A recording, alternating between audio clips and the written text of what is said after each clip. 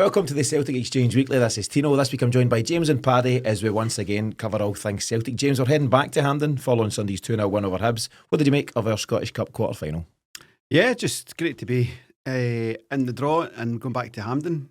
Obviously a favourite place for all Celtic fans.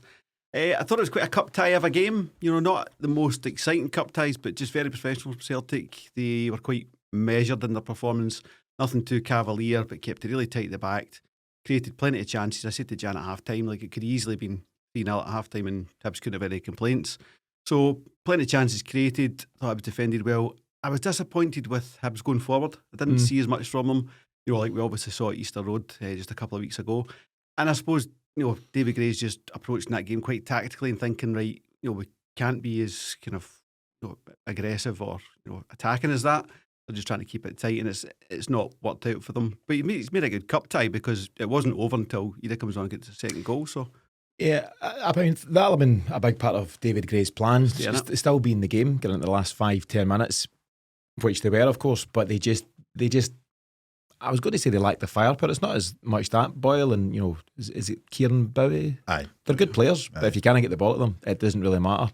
But in terms of how they set up, yeah, you can understand you can't come to Celtic Park and go gung-ho because you'll get what you get. But Celtic, from their point, Paddy, professional performance, 2 goals to the good, clean sheet and you're through. Yeah, I think it was a professional performance. I think when you look at how Hibs defended, I thought they defended really well, but they weren't getting their foot on the ball as much to try and play it out from the back. They were comfortable around their own 18-yard box. I would agree with that. I think that they were happy in those positions, but it was the aftermath. I thought we were too quick in the breakdown of their play. Jeffrey Slope was on it. Alistair Johnson was on it for any of those balls that were trying to come into the middle of the park. And I thought that it was quite clever from Maeda impressing their goalkeeper, because I think they look as if they get a lot of success for his distribution in terms of trying to play in behind.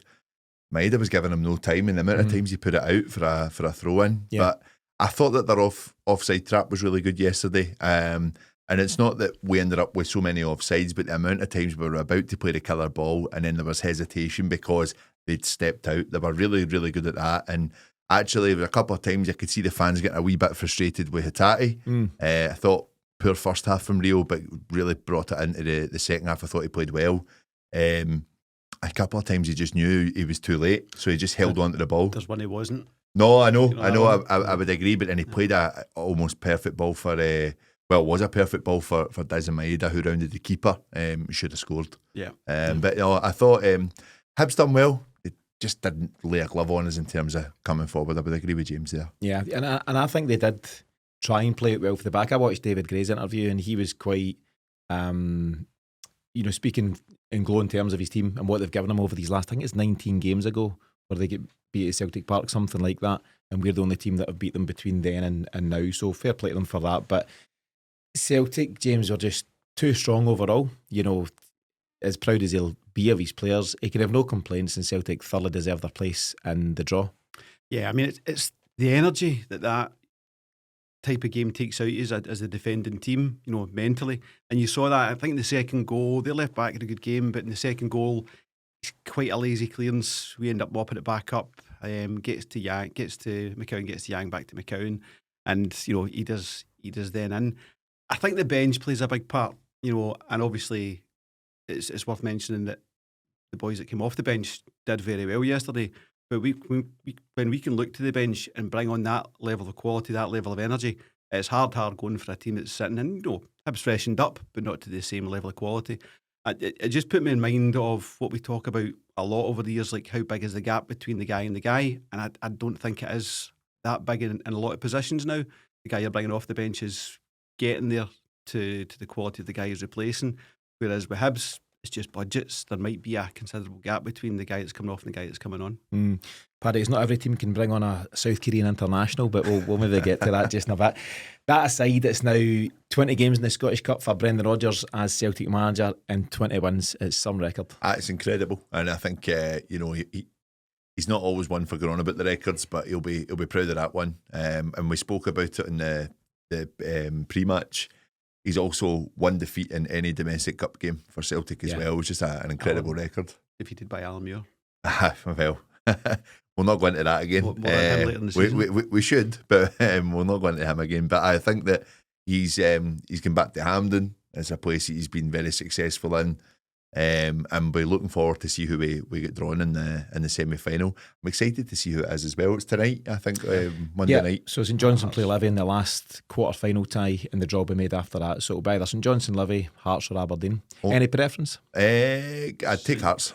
Yeah, Aye, I would. I'd rather play Hearts. Aye, two big ties. Aye, why not? But I'd rather play Hearts in the semi-final than in the final, and I don't know why. You don't want Hearts getting to the final. I think that's it. I think that's it. Bitter. A nice bitter man, I like it. bitter I like man. it. James, So 7,000. just on that, listening to Radio Scotland on Saturday or Sunday, was it? And John Collins was on it. It was yesterday, John Collins. And they said, what about the Hearts result, John? I've got better things to do in my time and watch Hearts. Oh, love him. Yeah, big fan of John. James, 7,000 Hibs fans in attendance. What do you think that brought to the party on the day? Should be the way things go in the future. Both at Easter Road and at Celtic Park and at Pittodrie. It's an entertainment game we're in, and that brings noise, it brings passion, it brings excitement, it brings competition. It just raises the levels all across the board. Now, I used to have a season ticket in where you would give up for Rangers games, things like that, and that's no fun. But we need to look at what's best for the game. Obviously, ideally, it might come on to later in the show. It's not about what's best for James. Ideally, we're looking at a bigger Celtic Park down the line, and that's not an issue. But I would love to see 5 to 10,000 of every single team coming. And guys say, where these Hibs fans been when they can't fill their own stadium at home and stuff. It can be hard going, but you've got to support your team. If you want to get the tickets for these games, you've got to go and support your team home and away, at least at home, and bring the atmosphere. But we've got to accommodate where there's an opportunity to bring away fans, more fans. Sold out stadiums should be the number one goal for all stadia across Scotland. Yeah, I mean, Paddy, by and large, there's only a few clubs now that allow Celtic to bring thousands, in terms of away travel and support. And yesterday was far more like it. A couple of Celtic fans seemed to have issue pre-match. I'm not happy with these Hibs fans. I thought it was great, and it really added to the spectacle of it. Brendan Rodgers was asked post-match.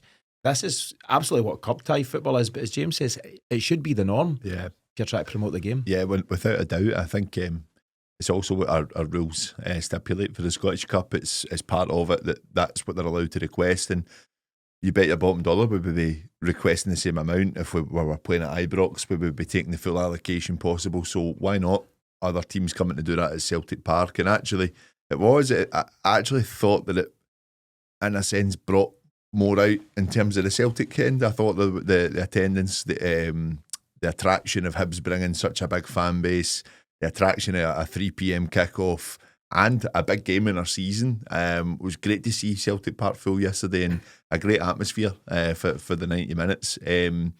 I'm not against it. I seen a couple of people winding them up online saying the only time we heard you was in the last 10 minutes talking about the Hibs fans. Mm-hmm. But no, actually they brought a good crowd to the stadium, and fair play to them. I thought they backed their team really well, and they certainly stayed behind and supported the Hibs players, and I thought it was all in good spirits. We might not see such friendly support on Sunday coming. Obviously there's going to be a couple of thousand Rangers fans in, and we'll see how that goes, but by and large, home and away fans in stadia has got to be the way forward. Paddy, I was going to ask, just back to the playing side of things, who was the main man on the day for you? Obviously Daizen Maeda again picks up man of the match, 27th goal of the season. Incredible season all round for him. But I actually thought it was just a really decent team performance. I don't think there was any great standout. I was trying to think, Engels was good, Johnson and Schlupp good at the back. I thought CCV and Trusty were pretty decent as well. Not much for Schmeichel to do, but one big save at nothing each. But hard to pinpoint a guy, and I suppose if in doubt, give it to Maeda because he's been the man. But generally a good team performance. I would agree. I think some of them are maybe guilty of a little bit of complacency throughout the 90 minutes as well. Don't think it's an occasion thing. I think it was just one of those days. Some mistakes were happening. I think Jota in the first half. Just a few. Hatate as well in the first half. Just overweighted passing. But Nicholas Kuhn was pretty good. Thought he was quite effective in the right. He looked on it to use the term from the start. He did. I think I'd still like to see a wee bit more from Austin Trust there. I clocked I clocked him going down pretty easy at one point, and actually McGregor, he was making a big deal about it. Callum McGregor went and picked him up. I hauled him up. And I always think back to if you see when Rocky Bashir hauled up my head. It was a order. Bit cheeky. So did I. Yeah. I always think back, if you're any kind of football manager, you show that little reel of Carlos Puyol, and it's basically him throwing away lighters. Aye, but also like picking his players up, telling them to get on with the game, no stupid celebrations. You should be showing that to anyone in terms of those that want that mentality of discipline in football. And I think Trusty can sometimes fall into the ref poor me. The EPL stuff. Aye, yeah. Up you get son and got on with it. I was chatting to a fella at half time, and the thing with Trusty is you can generally work out in the first few to 5 minutes if he's going to have a good game or not. Aye, you know, if you see, I don't know, say a Simon Murray or somebody roughing him up, you get the vibe whether he's into it or not. And I thought he looked pretty composed and He was calm fine overall. yesterday. He was, aye. But you still can't fully trust him. You know, pardon the expression. I think he needs to believe in himself a wee bit more. Yeah. I think he's got everything in his locker if he wanted. I just think he needs to be able to run through the door for Celtic in a sense. He's a big lad. He needs to toughen up. Not like Barry Ferguson headbutting doors, but just run through the door. Yeah. I think he did a decent game overall. We're giving him grief and he had a good game, so fair enough. Clean sheet. Just get up, Austin. James, Callum McGregor subbed off around about 75 minutes in with the game very evenly poised. It was 1-0 Celtic at that moment. We've seen a bit of it at 4-0 against somebody or 3-0 in cruising and very much in control of the game. That game was not done and dusted after 75 minutes, and Callum McGregor, your captain, as I say, goes off. And there is a suggestion, you know, he's nursing a slight calf injury and all that stuff. Other people are saying they actually quite like the fluidity of Celtic, you know, when he's not there. Have you any take on it at all? Any thinking behind why the move was made? I think there's overthinking involved here. From me? From everyone, yeah. I think it's pretty simple. You know, if a player's carrying a bit of a knock and you've got big games on the horizon, you know, even if the game's not out of sight, if you've got quality on your bench, then yeah, you make that move. You know, Rodgers smarts on dropping points, and he was, you know, quite vocal in his post-match about January and why that shouldn't have happened and why, you know, he'll be better prepared that it doesn't happen on Sunday. And McGregor's part of that, making sure that he makes that game. You mean dropping the points at Ibrox? Yeah. Making sure McGregor makes that game. So if the sports science guys are getting readings that, you know, he's ran as many minutes as he can, you know, for the same reason as Schlupp played a full 90 minutes, people were saying, oh, he was knackered by the end. They're doing that deliberately to exhaust his body and show that his body can go that far. And for the same reason, they were saying to McGregor, right, that's as far as we want you for this game. Let's get you off and rest you. Let's get McCowan on. I think there's a lot more trust now in the midfield, particularly in Engels becoming a very young senior player at Celtic, you know, being able to take on responsibility. So it's not like last season when you maybe going, it's too much of a gamble if you're saying Iwata's going to have to take that role. And, you know, I like Iwata, but, you know, Engels is far and away from where he is. Yeah. So I think that's all part of it, but there's no great drama. It's not the changes of the guard or anything like that. Yeah, Paddy, I think some folks are maybe overthinking it, but is this the beginning and the end for Callum McGregor? Absolutely not. Listen, I think that there's definitely a bit of he needs to realise that he can't play every single minute of every game. He'll tell me differently, he'll tell us all differently that he can, and you want Callum McGregor, a fit Callum McGregor involved in every minute for Celtic. He's so influential for us. I'm not opposed to seeing Arne Engels coming in and try that position out, but I don't think it's time for Arne Engels to be getting considered as a holding mid for Celtic. I think he's got so much more to offer going forward, in my opinion. I was speaking to you before we come on, Tino. I've got a little thing where I was thinking about, are we just giving Engels a little bit of time in that position because he might be playing a big part of that next Sunday? We look at the game at Ibrox, McGregor got overrun a bit. And I think that double pivot. Because I generally think that they when you look at how we played against Bayern Munich away, and I'm not saying Rangers are Bayern Munich, believe me, but what I'm saying is Europe, that mate. Thursday nights, mate. What I'm saying is they got it right in terms of snuffing our game plan, and I think it's a different element if you've got someone like Arne Engels doing the running for Callum McGregor, like we've seen against Bayern, and actually McGregor pulled the strings for us in the middle of the park. Yeah. And I think Engels will play that security run for him for the full 90 minutes, box to box, whatever you want, Callum, there's your pass. The job of the deep line midfielder is one that requires real athleticism, Aye. and pace and strength and all that stuff. And Cal McGregor's obviously got plenty of that, but I would say the younger, fitter Arnie Engels has got more of it. Aye. He's a very rangy player. He's very athletic. He gets around the park well. And I think that might be a move, Paddy, where Engels maybe sits a bit deeper at Ibrox and just frees up McGregor. And it's something a lot of folks have been keen to see, because we know that McGregor's got it in the locker to be that creative. Yeah. He's a defensive midfielder now. That's what he's become. But we know that he's got the ability to go and express himself in different ways. But But Tino, there's a reason every single time we play him, they try and stick a man on him. Yeah. Every single game. He's the most true. influential player in the midfield. I think they want Celtic will give them another headache if they bring Engels around him and protect him. yeah, something else to think about. So maybe nothing to be concerned about in terms of Callum McGregor, but we'll find out soon enough in terms of the plan for Sunday. James, Luke McCowan, he comes on at that time in the game, 75 minutes in. I thought he'd done pretty well overall. There were a couple of moments where he gave it up, but overall he done pretty well. Played a huge part in the second goal. He's the one that plays the assist. I mean, Yang laid it in a plate for him, and then Luke McCowan's put it across the box. But I was in touch with a fella earlier on, the Walking Tim on Twitter, and we sometimes go back and forward on a few different things, and he's not convinced by the impact that Luke McCowan's had overall. I'm a fan, but there's some folks that aren't quite sure just yet. What do you think of what he's done in a Celtic shirt? What are you looking for? Well, that is the question, yeah. I think. But is he just a backup and that's No, what it'll always be? I think standalone, he's got a huge part to play in our squad, and I think he can play himself into first team on occasion, and I think he can develop into challenging for genuine first team places.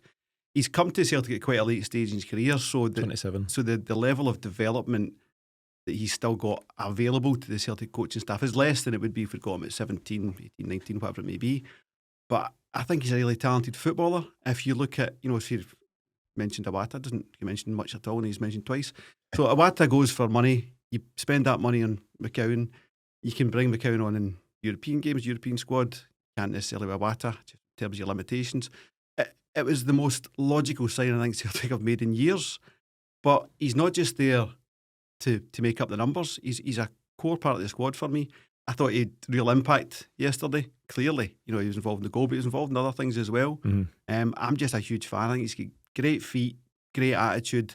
I'm just maybe a bit sorry we got him so late. Yeah. And Paddy, you could debate whether he's currently fourth or, when Bernardo's back, even fifth choice midfielder for Celtic out of the three that we play. But I don't think, from listening to Luke McCowan at different points, I don't think he's satisfied with that. He is not here to just be a squad player. He wants to have an impact. But that's one thing. Do you think he has the ability to be a guy that maybe starts big games in Europe next season, for example? I don't know is the answer. I don't think I've seen a consistent run of Luke McCowan in the team. I'm with you, T. I thought a couple of passes in the first 2-3 minutes of him coming on. He obviously tried to get up to the speed of the game, understandable. But what I did like is that he dusted himself down and he stuck at it. And I think he realised he had the better of I can't remember their holding mid yesterday, but once he realised he had the better of him on the turn, that's when he really started to come into the game. I think it was Frank Soze. Aye. No Lehman, no. I think once he settled into it, he realised, right, I've got the running of this boy, I'm going to bring us up the park a little bit more, and there was more energy. He definitely injected a bit of energy that was needed coming into the final 15. He's got a tidy range of passing, McCowan. I just don't know if the physical element is there in terms of having the belief that he'll be able to take on a man and always beat them at that level in Europe. I don't see that from him. We spoke about Engels, James, in terms of that athleticism, and McCowan's a bit smaller in stature and things like that, and maybe that is something that would hold him back. Does that concern you? I think when you're looking at top level Europe, I think this whole squad is going to change in terms of physique over the next 18-24 months, depending on how long Rodgers stays around. But look, Rodgers isn't a big guy, and there's McCowan standing kind of shoulder to shoulder with him, so that's height wise, and there's not really much point in him kind of bulking out much more. But you're looking at Schlupp, you're looking at Engels, you're looking at Tierney, Powerful guys, that's going to be the way. So when we're looking at our youth team and guys not quite coming through, I don't know why they're not in the gym and absolutely pummel themselves full of protein every day. Yeah, I Do heard, you know what I mean? I heard Brendan Rodgers when he was talking about Jude Bonner, and he was saying, I've seen Jude in the gym and he's doing the extra work there. I think it should be absolutely mandatory to be in the gym doing that. I think Jude Bonner should be surrounded by his full squad of teammates, and I think if there's any young players as part of the B team that aren't doing that, then they should have a good look at themselves. Because you can almost say you're not going to make it. The opportunity you've got there at Celtic, you've got the sports science, you've got the nutritionists, everything's there on a plate to make it at the top level. And obviously you need a bit of luck and some different things to go your way. But if you're not doing everything you can within your power, i.e. hitting the gym and eating right and looking after yourself, then there's reasons why some guys don't make it. I can understand why we don't prescribe it though, because if you're not showing the initiative to go and do that yourself, then your head's not right anyway. Yeah, maybe so. No, it's fair. It's a fair point. I think for me, you've got to kind of what else can you bring to the game if you've not got that height, you've not got that natural physicality. What gaps can you bridge? Jeffrey Schlupp, by the way, we're talking about maybe players that we're talking about a team collective yesterday. I thought he actually was a standout. I thought he was excellent. He did have a good game. It's been a great addition. But but in terms of McCowan, James, overall 6 goals, 6 assists. Maybe just needs to work on his height a bit, and we'll see what happens. So the Strachan thing, remember that? We're all too small in Scotland. Is that what you said? Yeah. But anyway, let's move on. But as we discussed there, the draw for the Scottish Cup will take place after St Johnstone v Livy tonight, Monday night, with one of those two sides and then either Hearts or Hibs standing between Celtic and another treble. So let's see how it all goes. We'll move on to a couple of listeners' questions. Some interesting ones coming out here. The first is from Chris Higgins and Antonio. They're both part of the Celtic Exchange WhatsApp group. If you're keen to join that, there is a link to do so in the show notes. And the question is as follows. Following the episode with David Lowe and the discussion on stadium upgrades, etc., what would fans like to see done with the vast land that's available within the footprint of Celtic Park? What do you think, Paddy? There was obviously talk back in the day of museums and hotels and all that. That's gone. The floating casino at Ibrox. But what you've got is a lot of land at Celtic Park which potentially could be used better. Any thoughts? The last I heard is obviously the opposite end of the stadium. What we can see here, I always get them mixed up. It's the Jane Field entrance onto Springfield Road. That's the Rangers end. That land apparently has been signed over to an event space going in. Okay. Nothing to do with Celtic though. Not quite as far over as that. That's more just down towards the back of Turnstiles. Got you. But it's not coming in. I think Celtic on the footprint to Springfield Road. Right, I see. But there's not been much chat. That was got a couple of city planners in the building here. Well, that Glasgow City Couple Council. of right good guessers. Aye, but there's not been much chat in that in a while. So I don't know if that's stalled or it's been pulled. I'm not entirely sure. We do have so much at our disposal. Down at the ticket office, people have mentioned there's lots of space here. I think that's where the hotel was earmarked. Aye. The ticket office, Champions League club, all that, inverted commas, ticket office is porta cabins. That's what Celtic operate of, and that's not a great look first and foremost, is it? No, it's really not. And then there was also other chat going about that the council were trying to offload the Emirates as well, and Celtic were interested in taking something to do with that in terms of could that be the museum? But again, that's all went very quiet too. So they're keeping their cards close to their chest with this. Is it that there is a plan? Or is it that there's nothing and they don't really know what to tell us? But the Barrafield, nice step in the right direction in terms of their youth setup, in terms of the facilities for the women's team and their training setup as well. I do think eventually you might end up seeing the return of the old Tommy Burns routine of training at the stadium on a Friday and being with the fans on a Friday before a game. That was something that he brought in. Can you see that ever coming back? I think they should. Groundsman will kill you. I think they should, but first team footballers have never been further away from the fans. Just true, but it was always a thing of training at Barrafield and then along at Celtic Park to use the gym in the stadium. So I think you put those things in place. That's part of that community club that we should be and give the fans something to see. I remember dogging school many a time on a Friday to go and see my heroes. I remember actually having to help push Pillow Di Canio's car down the road because he couldn't get it started. I remember there was a quote from Di Canio. I think it's when he left Celtic and he was in the huff or whatever. And he was saying they used to make us jog the 3 miles from Celtic Park to the training field at Barrafield. What route you take? I know. But yeah, I don't know if things like that will change. But James, the point is, and I don't know if we've drifted a wee bit, but David Lowe was talking about the fact that the media tent, and it is a tent for Champions League games, is this white canvas thing outside Celtic Park. I've spoken about the ticket office as a porta cabin. Various other things, the main stand is the big talking point, of course, how dated it is there. I don't think it's been upgraded since 1970. The front facade is more modern, but the main stand itself, there's a lot of stuff going on there and not good stuff. What would you like to see happen, if you had the magic wand? There are some suggestions through the WhatsApp group, different ways to bring the Celtic story to life via a museum, more statues of legendary club figures. Statues always go down well, don't they? Hotel, potentially. Somewhere decent to congregate before games, and anything else of that nature. Anything that jumps out at you? I mean, I think the main thing, I don't know if this is directly the question, but the main thing is to just bring it up to the same size as, the Fergus McCann development. Just raise the main stand, just get rid of all that and bring it up and put the numbers on there that will generate the revenue, that will pay for itself. I mean, Celtic definitely missed a trick in not doing that when interest rates were as close to zero as you could possibly get. We've got cash in the bank that's got to be used for something, so you can put it down and leverage off that. So it's financially very feasible. I mean, we've been to Atletico Madrid Stadium, Wow. all three of us here in the last 18 months What or a so. place. What a place, right? Phenomenal. The footprint, the whole kind of match day experience, everything. Double-edged sword. They are miles away from town. What did it take us? About 45 minutes to get out there, something like that. Can't remember, I was drunk. Well connected and stuff. But Atletico used to be a 10-minute walk from the bang centre of Madrid town square. Mm-hmm. So, we're not going to move. Funny enough, I was in Cambuslang last week, where Field of Dreams. where Cambuslang was going to be. That would just have been horrendous. I know, you Brian Dempsey on not so long ago, and there's logic in that it would have been close to transport links and it'd be easier to get in and out and all that stuff, but it wouldn't be Parkhead. Yeah, so of the course. same way that Atletico Madrid. Brian Dempsey wasn't Cambuslang. Rob Royston was his suggestion. Aye, but the logic was the same. You'll get it out of such an urban area. You want to get close to trains and infrastructure and all that stuff. And the ongoing infrastructure, getting to and from Celtic Park's a nightmare. Yeah, it's really bad. It's just no Doesn't use have at to all. be.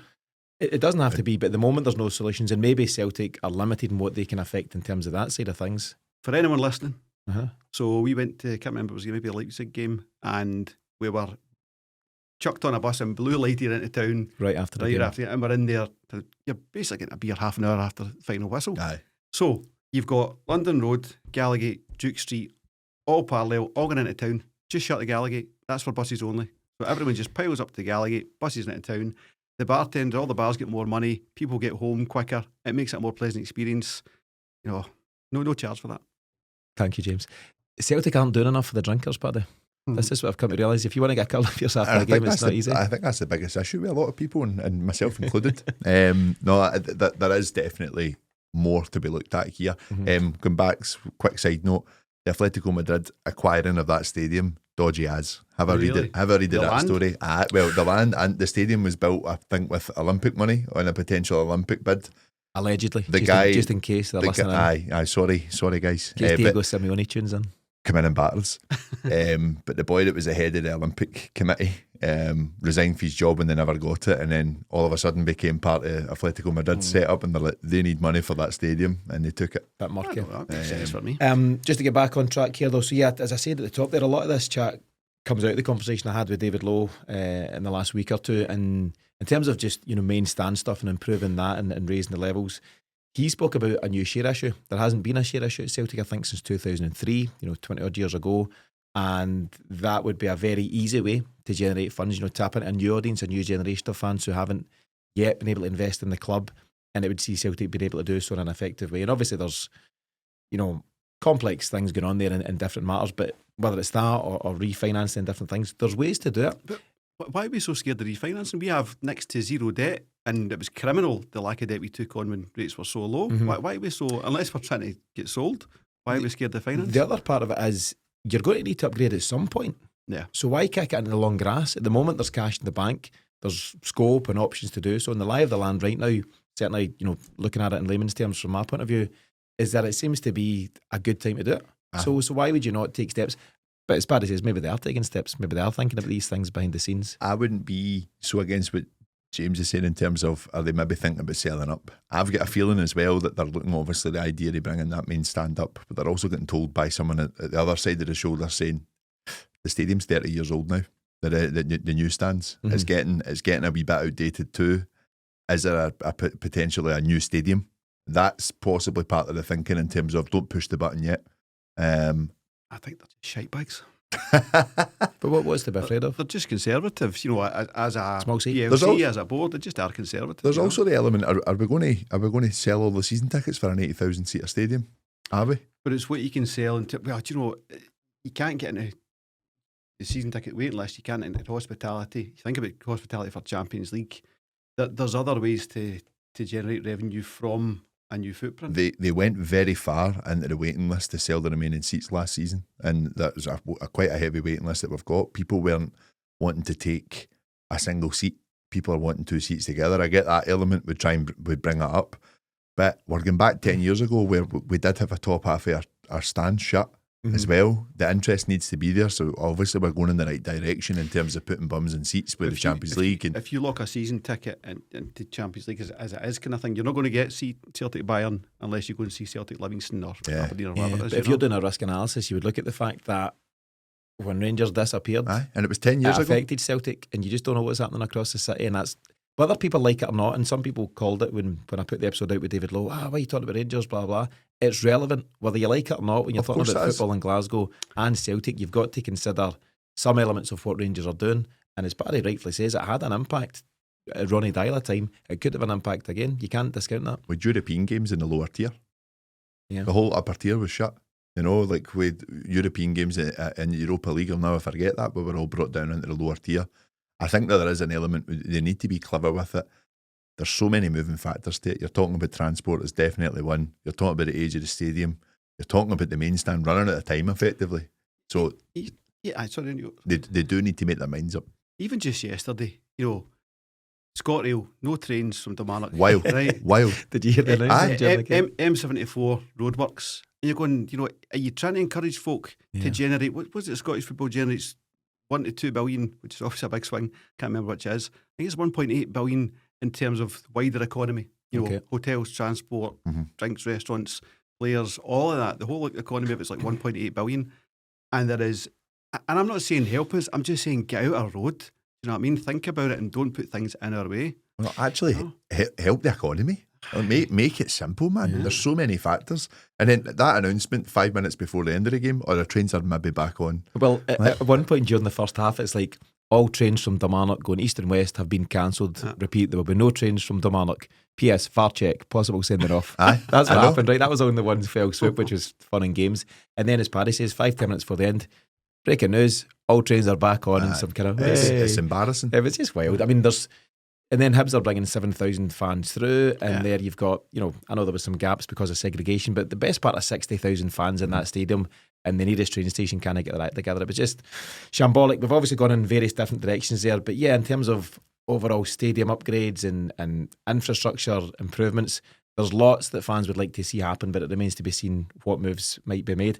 Let's move on to the next question. It's from Brian McGuire, good friend of the show, and Brian's asking about some of the rule changes that have been actually, some have been suggested and some have now been confirmed, particularly this one. So Brian's question is, the new 8-second rule for goalkeepers is now set to be brought in from next season. Surely this is going to be a good thing for Celtic, given the frustrating time wasting we frequently see from keepers in Scotland, particularly when they come to Celtic Park. And just to be clear on the rule, so IFAB, which is the International Football Association Board, have confirmed that the new rule will apply to all levels of football from the 1st of July this year, meaning that if a goalkeeper holds onto the ball for 8 seconds or more, then the opposing team will be awarded a corner. What do you think, Paddy? It'll be good for 2 seasons until it's forgotten about again. So, and Paddy's referring to the 6-second rule, which was brought in and is just not applied. That's mentioned. I read a report about it, and that is mentioned, and it's still a rule to this day. Right now, the 6-second rule is a rule, but it's not enforced. But by all accounts, they're going to be stricter with this new thing. If they are strict, Paddy, do you not think it's going to be a good thing for Celtic? Yeah, I would agree. I'd like to see it more to do with the goal kicks as well then, because I think that's where goalkeepers really, really take their time. They really do. Yeah. So yeah, should be implemented at that point too, albeit I know there's stoppages for injuries and stoppages for substitutions. But I think when effectively that whistle goes, the timing should be there for it to be another 8 seconds again, and yeah, corner should be given if it's not adhered to. James, I think of Celtic v Porto and Seville. Is it Vitor Bay, the goalkeeper? Yeah. And he was coming out, and if he wasn't play acting, he was coming out and catching the ball, sitting on it and rolling about and taking his time and checking his watch or whatever he was doing. He must have been holding it for close to a minute at times. It would certainly put paid to that kind of nonsense. Yeah, I mean, first things first, thanks to Brian for the question, but more importantly, thanks for the ticket for Sunday. Oh, So if you want your question read out at the Celtic Exchange, You know how to go about it. So 22 years ago, a keeper was time wasting, and you're still hanging on to it. Let it go, man. But we see this a lot. You know, Celtic playing anybody at home. You know, not so much from Hibs. I don't think they were time wasting, but most home games, you know, in the league for Celtic, including Rangers, you see a lot of that. Yeah, you do. And if anything's going to come in to try and change that, it's got to be seen as a positive. yeah, it's just about enforcement. That's the big thing. You know, I think it's the most common sense rule they've come up with in recent years. Maybe the only common sense rule. Some mad ones have come up in the last wee while. So yeah, I'm all for it. And apparently, like so the referee's counting it, and once he gets to 3, I think he's actually shown the keeper, I'm watching you, and counting down the 3, and then It's exciting. and then the crowd are getting involved in a kind of 5, 4, 3, 2, 1. Did you get like a stop clock, like Go All America, and Like, get a sponsor? basketball. Aye, Bud Light. the Shot 8-second clock, sponsored by Bud Light. I'm all for it. Yeah. I think Arnie's all you for would. it. I think the first one that's given, you'll be delighted. You know, it'll be Here such we a go. novelty. There'll be another Celtic corner. There's also, and Brian was asking at the same time, but I've not properly included this, but there's also this suggestion of a new offside rule. I always refer to Arsene Wenger because I think he's involved in these think tanks, but there's a potential new offside ruling where the attacking player needs to be a full body ahead of the defender for it to be given offside, and the onus here is that the attacking phase of play should be given the benefit of the doubt, basically. What do you think? Is it something you've read into? And God, there would be so many more goals, wouldn't there? There really would. that's what football is and should be. No, I get that. And I it get used to that. be the attacker got the benefit of doubt. That disappeared over the years, you know. A full body, is that not? I But don't then know. what do you say? Half his body. Aye. Half a body in. Half a thigh. I think you also get less quibbles. So see if somebody says, "Oh, his toe was in line with the defender," you're not really going to complain about it, you know, because you get so much levity. of But being in does the front of complaint defender. not happen the other way about? So just Yeah, say yeah. he's a full body ahead, but his wee toes still in line with the player. You know what I mean? Like, I know. you just end up debating about No, that's something what else. I'm saying. I think you get less quibbling to do if you're get that full body.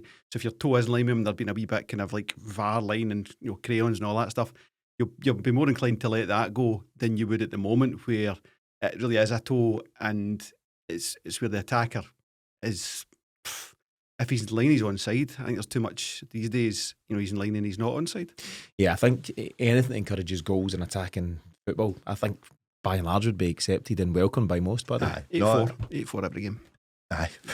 It would bring a lot more goals to the game, absolutely. I get the advantage for the attacker in it. I do. I don't know how it would work. I'm not huge on it. I do think it would still cause basically flipping it to the other side and causing probably the same debate with the lines that we'll have to mark on yeah, here. we'll see. Time But will it's, tell.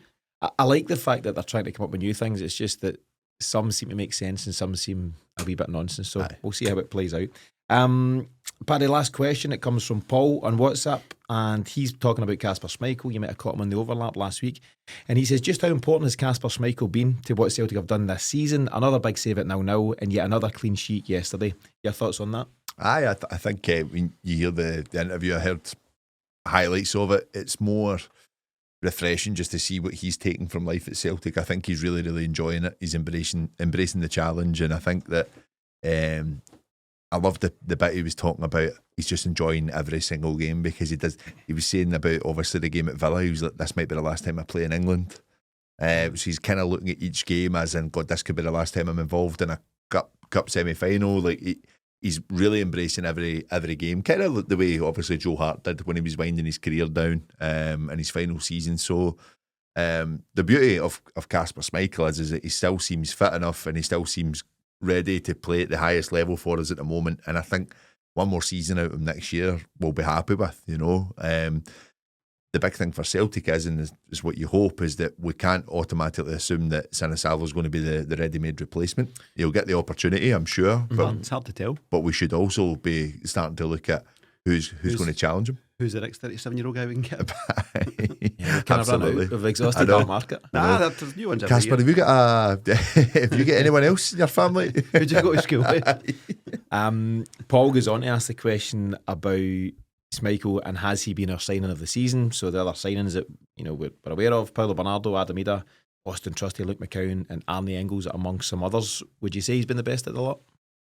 No, I don't think he's in top two. I think Engels is number one. I think Schlupp's number two and Schmeichel's number three. Schlupp already? Yeah. You can, Signing of the season. in terms of, we've fannied about for 5 years or whatever it's been, not replacing a quality left back. We've brought in a lone guy, and you've got him in as one of the top signings of the season. But it's just demonstrating how poorly we've dealt with that role. And I mean no disrespect to Greg Taylor. I think he's been a really good performer for us. But we've been trying to push the ambition of this club for however long, and then Schlupp comes in and go, that's it. That's what we're looking for. I agree with all of that. But you can't say that Schlupp's had more impact than Kasper Schmeichel. That's not what you asked me. You said time of the season. That's what I mean. And impact, yeah, of course he's had more impact. But in terms of building this squad going forward, I think Schlupp is a huge, huge advancement for Celtic. What do you think signing the season means? Arne Engels. Yeah, that's what it means. Easy. Definitely. But I think for me, it would be Schmeichel number 2 on that one. Where's Schlupp? Oh, he's on the list. He's on the list. Aye. Right. Schlupp has been important. It's important to address that position. I think Schmeichel's and Engels would be the debate for me. We've got to sign Big Jeff in the summer. Got to go for it. Jeff and Tierney rotating left backs. Absolutely happy with that. Not first, second choice, rotating left backs. Yep. And you think there's a decent possibility? He's obviously on good money. That's the chat, 60k a week at Palace at the moment, but deal about to expire. Exactly. So the contract's there to be negotiated. He's coming to the end of his career. He'll be a happy man if he comes up here, I think. Yeah. Those Rodgers, likes Rodgers. He'll have enjoyed a game like yesterday, full of atmosphere. Bayern Munich, home and away, all going well. He's certainly got a visit to Hampden for a semi-final, maybe a final.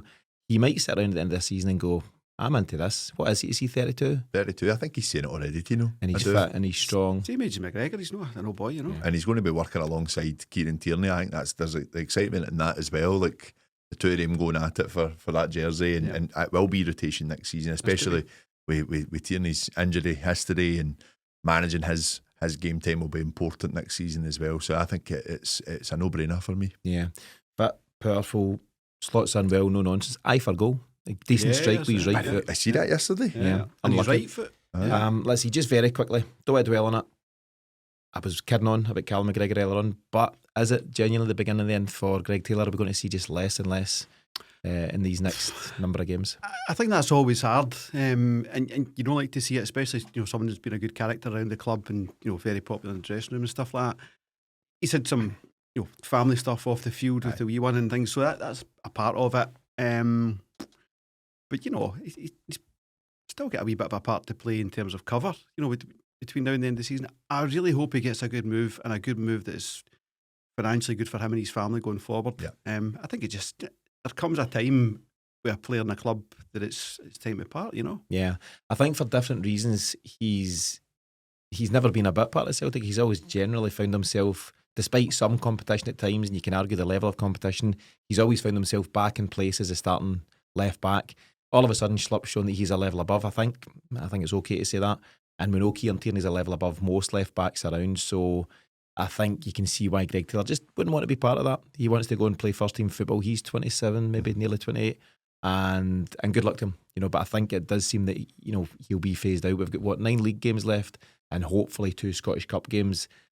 If Celtic make the Scottish Cup final, Jeffrey Schlupp starts. That's the bottom line, unfortunately, for Greg Taylor. But we'll see. But anyway, thanks to Paul and to Brian for their questions, and also to, let me see, Antonio and Chris Higgins. Thanks to the guys there for their questions. Remember, if you do want to be part of the WhatsApp group, there is a link in the show notes for the episode. The group's growing day on day, and you can get involved right now by simply clicking on that link. Before we close out this week's show, I do want to highlight 2 episodes that were released last week that you might want to check out. One is by the Tino Foundation and some of the incredible work they do. I spoke to Joe Mackin, who's a big part of things there. They're having a big night at the Armadillo on the 26th of April, and that's a night featuring the Wakes, Liam McGrandos, and various other acts. So check that out. Either at the episode or at thekenofoundation.com. The other episode is the David Law episode, and it's been fairly controversial for a few different reasons. The title of the show is Phenomenal Financials, Transatlantic Takeovers and the Future of Celtic. David, as most folk know, was Fergus's right-hand man during the 1994 takeover. He talks about the current financial situation, what Celtic should be doing as a club moving forward, his thoughts on potential takeovers at Rangers and the implications that might have. It's picked up some huge numbers in terms of listeners and viewers, and not everyone will agree with David and his views, but it's well worth checking out. So click on the links for those after this episode. James, we take on Rangers on Sunday in a game that could see us go 19 points clear at the top of the Scottish Premiership. There will be a full match preview to follow later in this week, but meantime, how do you think Celtic are fixed going into this one? Yeah, we're sitting quite nice. I suppose you start to shape up for this game like you shape up for Bayern Munich, and as Paddy says earlier on, they're not Bayern Munich, right? But it's a huge game to just get yourself over that line. And I mentioned it earlier myself in the episode, Rodgers smarting from that defeat in January, which was pretty disgraceful from the Celtic players. I thought they were just really poor on the day, but they've turned that into a 16-point lead. It's however many points we were ahead of that at times. So they had a cushion there. They used it. Don't really like doing that. Definitely never like losing against them. But in the grand scheme of things, the congestion we had, the rotation we had at that time, keeping us in Europe, keeping us pushing, getting into the playoffs, you need to look at it in the round. So, but now, it's Parkhead. There's away fans for the first time in how long? And, it cuts a few tickets from the availability for us. But as the atmosphere, you can't deny it. And it'll be the same going to theirs for the last game of the season. So, I look forward to it.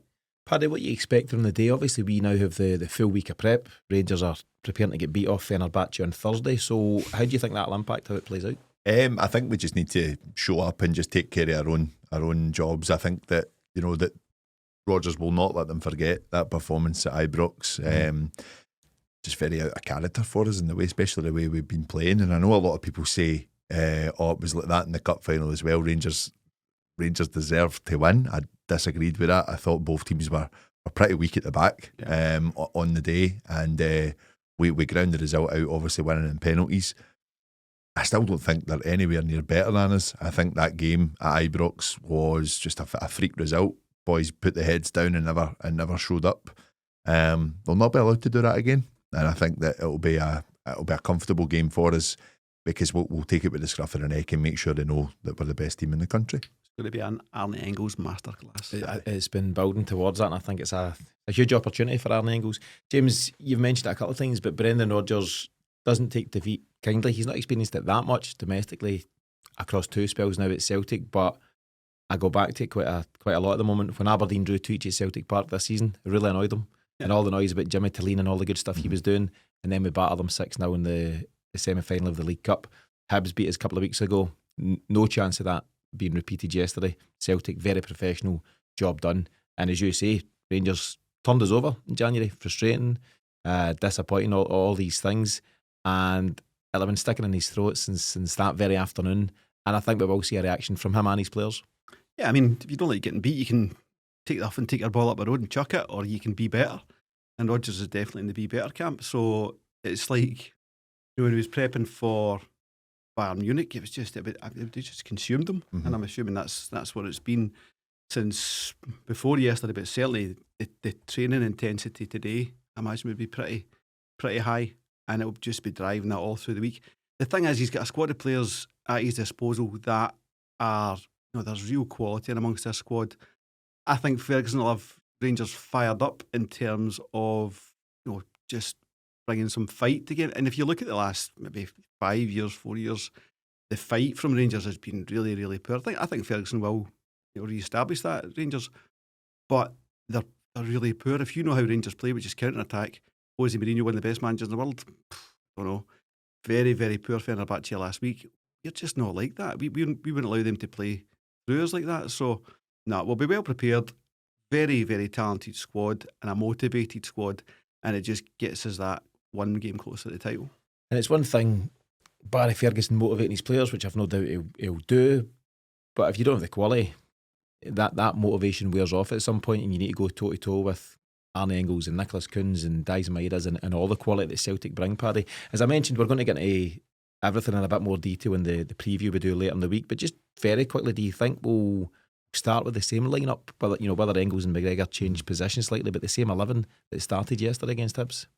Yeah, I think that is our strongest 11 at the moment. I think when we look at how we'll try and approach the match, we're at home. We're going to, Celtic only know how to play one way at Celtic Park, and it's come out the traps quickly and try and put the team under pressure from the very get-go, and I think that we do that successfully against Rangers. There's only a couple of games I can remember recently where we've been caught up in it, and when actually it's went a bit to and fro against them at Celtic Park. So they will be looking to go and make a stamp in the game from the very get-go. You've then got to kind of think about the first time players in this game. Jeffrey Schlupp will want to make a point. Jota playing against him again. He'll be right up for it as well. Yeah. And Dyson Maeda has said, "Oh, James, you're playing in the centre half position now. Hello, He'll be I'm here to help you. I'll see you over there. Aye, I'm here to help you with that, buddy." So I think you should just put Dyson wherever he is. absolutely, If he's right back, just put him in the follow wing. him. Just follow him. But for me, we've spoke about it a couple of times.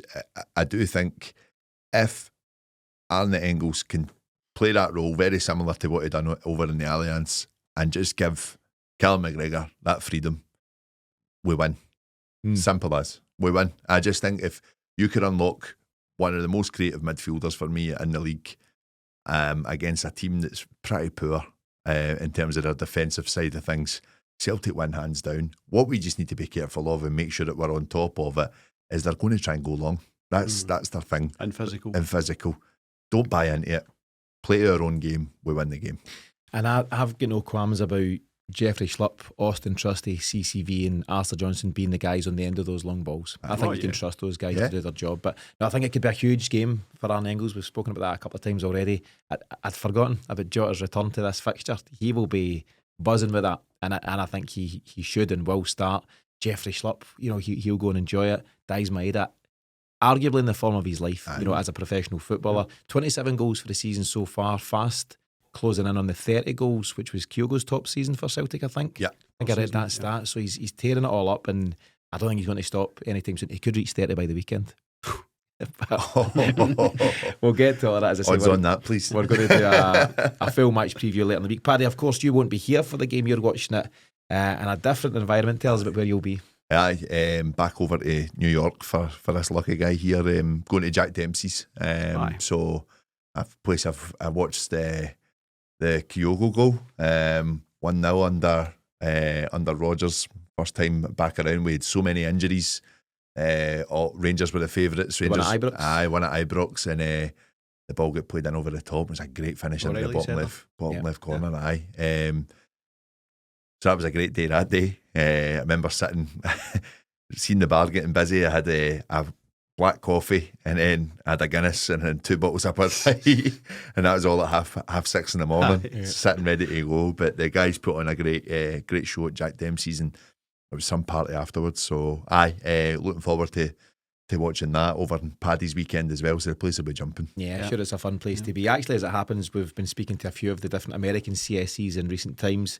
Over the last week or so. I think you're going to maybe tie in with Stevie from the Manhattan CSC. Hopefully catch up with him. Hopefully we can tie that in. And if anyone else is tuning in, whether you're a CSC in the States or anywhere else across the globe, we're picking back up CSC Stories, which is a series, easy for me to say, that we ran last year. That was impressive, by the way. Put my teeth back in and say it again. 6 square sausage. So yeah, do get in touch. Drop me a note, Tino at thecelticexchange.com. We'll get you on the show to tell your CSC story. But in the meantime, James, we're wrapping this one up for this week. So your final comments for the day. Yes, that's us now. One game closer to the treble, and Sunday would take us one game closer to the title. So I just think it's been a really, really enjoyable, impressive professional season. Great season to give up your season ticket, basically. Perfect. Absolutely perfect. So as these things go, timing is everything. Should do that more often, mate.